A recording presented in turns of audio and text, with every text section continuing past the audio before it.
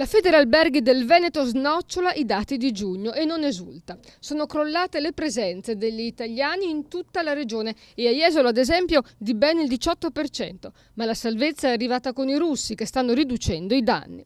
È un rapporto di luce e di ombre quello diffuso oggi dall'associazione di categoria che ormai punta tutto sui mesi di luglio e di agosto e sta già guardando al 2013 facendo gli scongiuri che non venga aumentata l'IVA.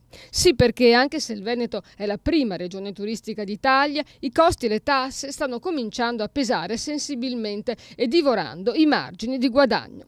I disagi peggiori si stanno vivendo in montagna, dove si prevede per l'estate un calo di presenze del 20-30% e dove gli alberghi sono già reduci da una stagione invernale da dimenticare a causa dell'assenza di neve. In molti, per attrarre clienti, hanno deciso di abbassare le tariffe e di calare dunque il fatturato. Anche nel lago di Garda la stagione non sta decollando. Si parla di una flessione del 20% di presenze, imputabile alla crisi e ai capricci del meteo. Il consorzio Terme Euganei preferisce non stare a guardare e ha avviato una campagna di promozione nelle principali città del nord.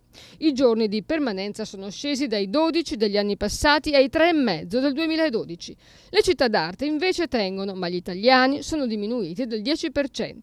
Sul litorale si fa molto sentire l'assenza degli italiani che costituiscono il 51% del totale dei turisti e l'aumento degli stranieri che complessivamente costituiscono il 49% del giro d'affari alberghiero non basta a sanare le ferite. Gli albergatori stanno giocando sul contenimento delle spese e su un cambiamento dei nuovi sistemi di vendita. Ad esempio, il mercato si è spostato online.